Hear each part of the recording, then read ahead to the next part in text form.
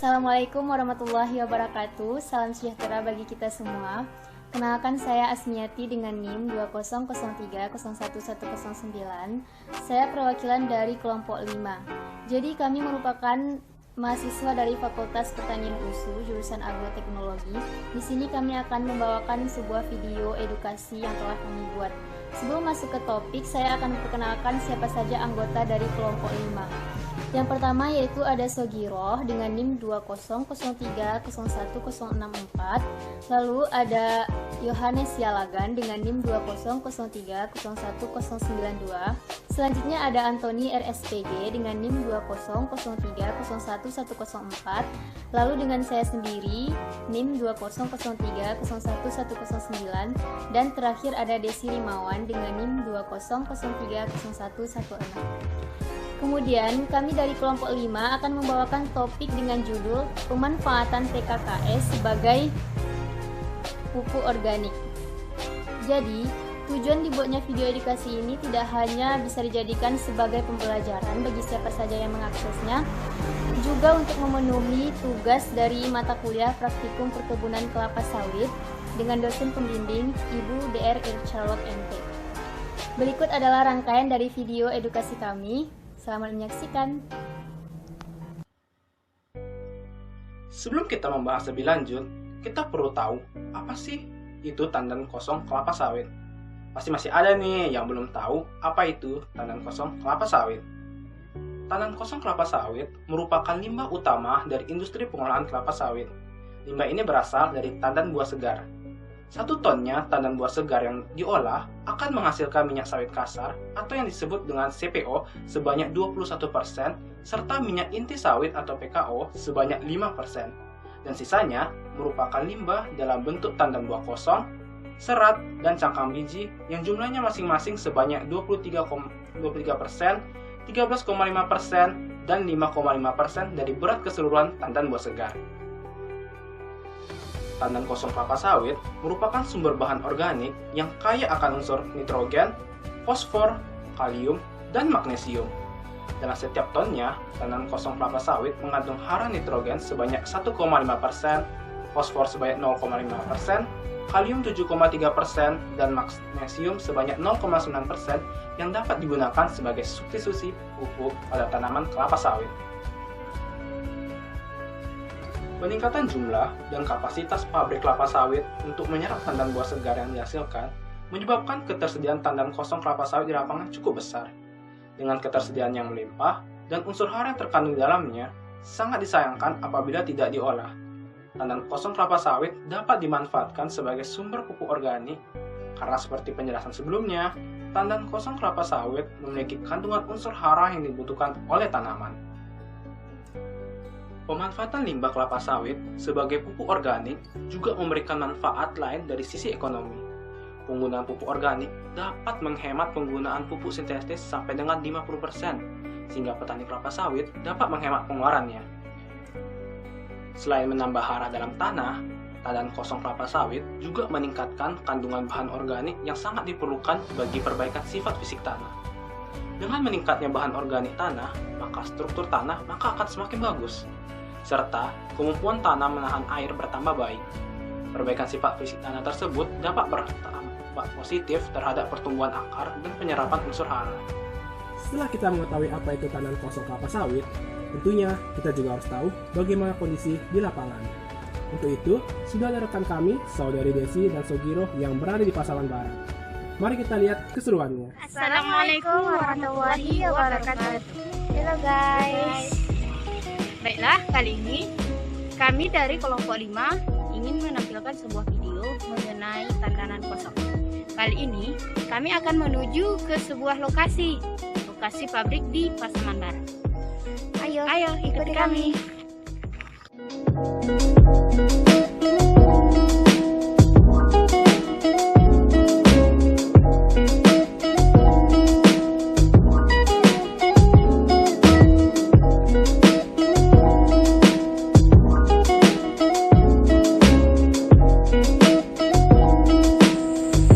Assalamualaikum warahmatullahi wabarakatuh. Saya Desi Rimawan dari Universitas Sumatera Utara. Saya adalah perwakilan dari kelompok 5 mata kuliah Perkebunan A Kelapa Sawit.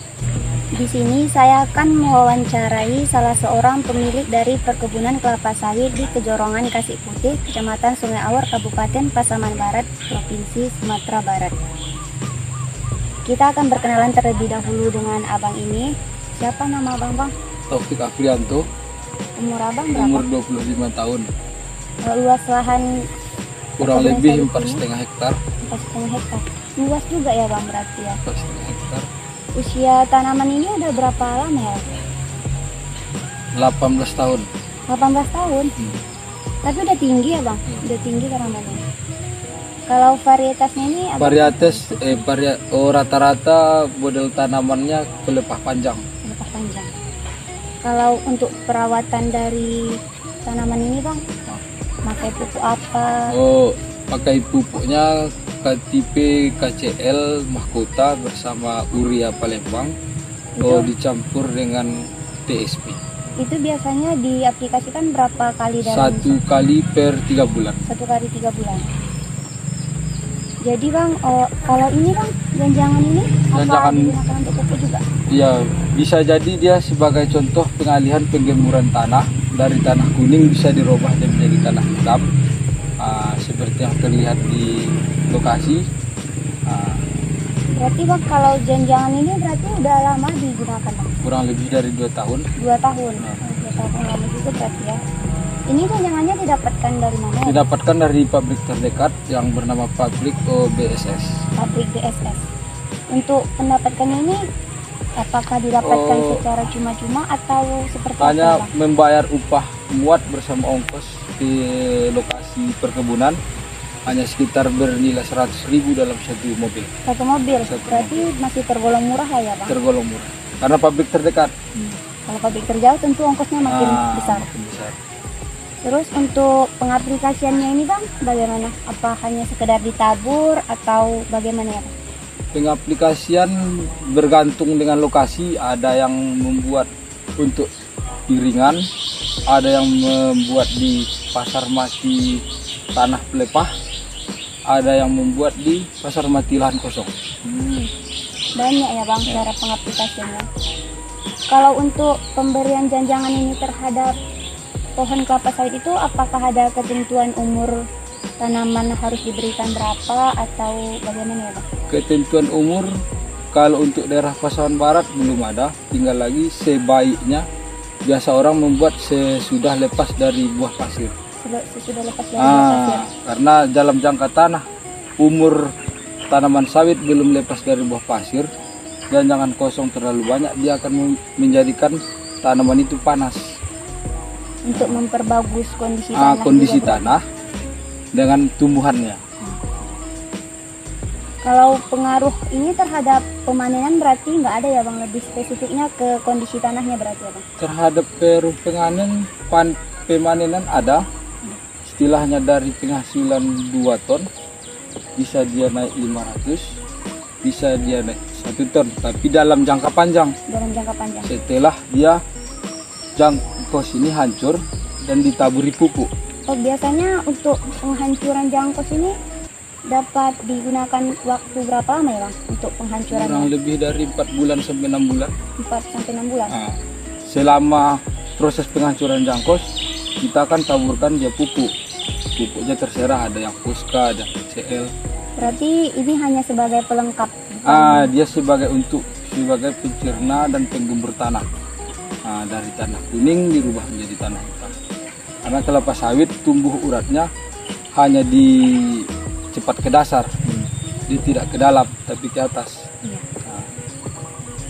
Terima kasih kita ucapkan kepada Abang Taufik yang telah bersedia sharing informasi seputar jangkos ini.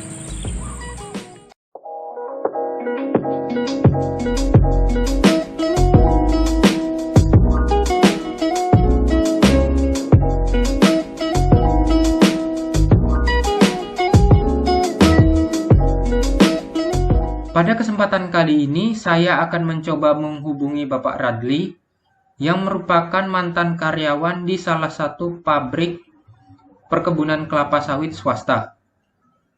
Semoga pengalaman beliau dalam mengelola perkebunan tersebut dapat membantu kita memahami penggunaan tandan kosong kelapa sawit sebagai pupuk organik. Baiklah, di sini saya sudah terhubung dengan Bapak Radli. Selamat malam, Pak. Selamat malam. Baik, Pak, kita langsung saja ke inti pertanyaannya. Yang pertama, kami ingin mengetahui, Pak, bagaimana proses yang dialami tandan kosong kelapa sawit dari awal hingga akhirnya menjadi pupuk organik, Pak. Oke. Prosesnya itu sebenarnya kalau secara teori itu simpel. Tapi kalau kita lihat di lapangan itu melalui proses yang panjang. Yang pertama bahwa buah kelapa sawit ataupun TBS, tandan buah segar, itu dipanen yang sudah matang. Setelah dipanen, itu harus maksimal 12 jam dan harus di pabrik. Setelah di pabrik, itu akan direbus. Dipisahkanlah antara berondolan dengan janjangan kosong. Janjangan kosong itu dibawa keluar, sementara berondolan diproses dalam pabrik. Setelah keluar dari proses pabrik itu, itulah dimanfaatkan sebagai janjang kosong untuk pengganti pupuk atau yang disebut dengan bahan organik tadi. Itulah prosesnya mendapatkan janjang kosong itu. Baik, Pak, dimengerti. Berikutnya, Pak, kami juga mendapatkan istilah abu tandan kosong kelapa sawit. Itu proses untuk mendapatkannya bagaimana, Pak? Dan sebenarnya apa itu abu tandan kelapa sawit, Pak? Sepengetahuan saya, di pabrik itu ada 2 proses pembentukan daripada abu janjang sawit itu. Sebagai umpan untuk perebusan, kadang-kadang itu perusahaan ataupun pabrik menggunakan sebagian janjang kosong itu sebagai umpan boiler atau pemanasnya, atau untuk alat merebus itu, ditambah dengan karnel. Iya. Setelah dia habis apinya, itu abu dikeluarkan. Itulah dikarungi. Itulah yang namanya abu janjang kosong. Yang kedua, pada musim kemarau, umumnya pabrik itu menumpuk. Setelah ditumpuk dia, itu dibakar. Hasil bakaran itu, abunya itulah yang disebut dengan abu janjang kosong. Baik, Pak, baik. Untuk abu itu sendiri, Pak, setelah dikumpulkan atau dikarungkan yang seperti Bapak bilang, apakah digunakan untuk hal tertentu, Pak? Itu kan banyak mengandung kalium itu, cuma N-nya udah hilang. Sedikit dia. Jadi itu, kalau dalam kelapa sawit itu pada umumnya sangat respon. Terutama pada daerah-daerah dia yang tandus. Baik, Pak. Lalu, menurut Bapak sendiri, seberapa pentingkah pupuk organik dari tandan kosong kelapa sawit untuk menjaga kesuburan tanah, Pak? Itu sangat penting. Contohnya beberapa perusahaan, itu pada umur 1-3 tahun, itu memberikan 30 ton per hektar. Yang kedua, untuk TM, tanaman menghasilkan 60 ton per hektar selama 2 tahun. Artinya apa? Bahwa tandan kosong ini sangat baik untuk memperbaiki struktur tanah itu sendiri. Sebagai contoh, pemberian pupuk kimia pada tanah-tanah berpasir, contohnya di Bangka, itu responnya sangat sebentar. Karena di situ umumnya adalah tanah-tanah yang berpasir dan tanah liat dan banyak mengandung krokos. Kalau diberikan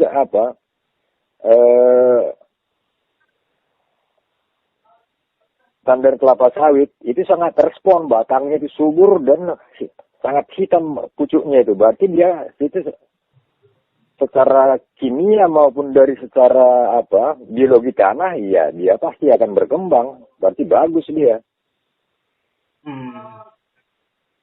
Iya. Baik. Baiklah, berikutnya kita akan membahas sedikit permasalahan. Ada beberapa kasus mungkin bahwa tandan kosong kelapa sawit diaplikasikan dekat pemukiman warga. Dari pengalaman Bapak, apakah warga yang tinggal di dekat tempat aplikasi pemupukan tersebut memiliki masalah kesehatan yang berarti, Pak? Ya, kalau selama saya bekerja lebih kurang 20 tahun di perusahaan, kalau penyakit yang timbul tidak ada. Tidak ada. Tapi ada satu permasalahan yang timbul, itu umumnya, apalagi di musim penghujan, itu selama 7 hari dia lalat agak banyak. Tapi kalau penyakit namanya belum pernah kita temukan itu keluhan dari masyarakat karena pengaruh daripada jang kosong. Jadi walaupun ada banyak lalat di dekat pemukiman warga, tidak menjadi faktor penyakit tertentu ya, Pak? Tidak ada, karena kita udah beberapa kali lihat itu, tidak ada namanya kenaikan daripada penyakit daripada masyarakat yang di sekitar. Oh, ada datanya berarti ya, Pak? Ada itu kita tetap pantau dulu itu. Oh, baik Pak, baik. Baik Pak, untuk permasalahan terakhir kami melakukan sedikit dari jurnal ilmiah mengenai rasio C/N pada tandan kosong kelapa sawit yang belum matang. Dikatakan pada jurnal tersebut rasio CN-nya termasuk tinggi, yaitu 45. Untuk solusinya kami mendapatkan bahwa cukup menggunakan mikroorganisme 4 atau M4 sehingga pengomposan lebih cepat. Nah, dari sisi Bapak sendiri, apakah ada cara lain untuk mempercepat pengomposan kelapa sawit sehingga rasio CN-nya dapat turun lebih cepat dan tidak menghalangi ketersediaan unsur N di tanah, Pak? Ya, kalau saya lihat hampir sama lah. M4 tadi katanya ya, itu fungsinya apa tadi? Untuk mempercepat pengomposan tandan kosong kelapa sawit, Pak. Kalau dibikin M4, kalau dia dalam ribuan hektar, itu tidak memungkinkan. Tapi kami di dalam perusahaan itu membuat suatu kebijakan. Setelah aplikasi, paling lama dia 5 hari, 3 sampai 5 hari, setelah tandan kelapa sawit itu disebar, itu harus ditabur pada tanaman TBM setengah kilogram urea. Pada tanaman TM ditaburkan dia secara merata sebanyak 1 kilogram. Kami pernah mencoba itu sistem pelapukan dengan penaburan urea 2 kali lipat lebih cepat daripada tidak ditabur. Berarti ya kami memanfaatkan urea untuk mempercepat pelapukannya. Berarti cara yang Bapak gunakan jauh lebih konvensional daripada yang kami temukan ya, Pak? Ya, setahu saya baca dalam literaturnya sekarang ini M4 itu ya kita mau berapa ribu liter untuk mempercepat ya kalau kita aplikasikan misalnya 2000 hektar atau 1000 hektar. Baik Pak, baik. Saya rasa ini akhir dari sesi tanya jawab kita, Pak. Saya mewakili kelompok saya mengucapkan terima kasih banyak Pak telah memberikan informasi terhadap topik yang sedang kami bawa, Pak. Oke, terima kasih. Rajin-rajin kalian belajar ya, biar bagus sawit Indonesia ini ya. Iya Pak, terima kasih Pak. Baik Pak, sampai jumpa ya Pak. Oke, terima kasih. Assalamualaikum warahmatullahi wabarakatuh. Baiklah, kali ini saya akan menjelaskan mengenai solusi untuk menjaga kesehatan masyarakat yang terdampak penumpukan tandan kosong kelapa sawit. Berdasarkan Undang-Undang Nomor 18 Tahun 2008 tentang pengelolaan sampah, menjelaskan bahwa pengelolaan sampah di Indonesia masih belum sesuai dengan metode pengelolaan yang berwawasan lingkungan, sehingga dapat menimbulkan dampak negatif bagi lingkungan. Seperti yang kita ketahui, tandan kosong kelapa sawit merupakan limbah pabrik, di mana limbah ini belum dikelola dengan baik oleh pabrik maupun masyarakat. Pengelolaannya masih terbatas. Sebagian besar pabrik mengelolanya dengan cara membakar, sedangkan cara ini tidak diperbolehkan oleh pemerintah. Adapun alternatif pengelolaan lainnya dengan cara penumpukan, dijadikan sebagai mulsa di perkebunan dan dijadikan sebagai kompos. Dampak penumpukan dari tandan kosong kelapa sawit ini terhadap lingkungan masyarakat, terutama dalam kesehatan, tidak terlalu diperhitungkan, di mana sebelumnya telah dijelaskan oleh pembicara kita Bapak Radli, mengatakan bahwa penumpukan tandan kosong kelapa sawit ini tidak sangat berpengaruh terhadap kesehatan masyarakat, melainkan hanya saja tumpukan tandan kosong kelapa sawit ini menimbulkan bau dan munculnya lalat yang banyak ketika musim hujan. Jadi solusi yang tepat berdasarkan literatur Basuki tahun 1991, pada prinsipnya kesehatan masyarakat memerlukan keikutsertaan masyarakat dalam menjaga kebersihan lingkungan, terutama penanaman budaya hidup bersih dan sehat dalam keluarga sejak dini. Sekian dan terima kasih. Assalamualaikum warahmatullahi wabarakatuh. Di sini saya akan menjabarkan tentang solusi mempercepat waktu pengomposan tandan kosong kelapa sawit untuk menurunkan kadar nitrogen di dalam tanah. Berdasarkan literatur Winarna tahun 2007 disebutkan bahwa proses pengomposan tandan kosong kelapa sawit secara alami itu memerlukan waktu yang lebih lama, sekitar 3 bulan ataupun lebih tergantung kepada kondisi lingkungannya. Hal ini tentunya menjadi permasalahan yang harus kita cari solusinya.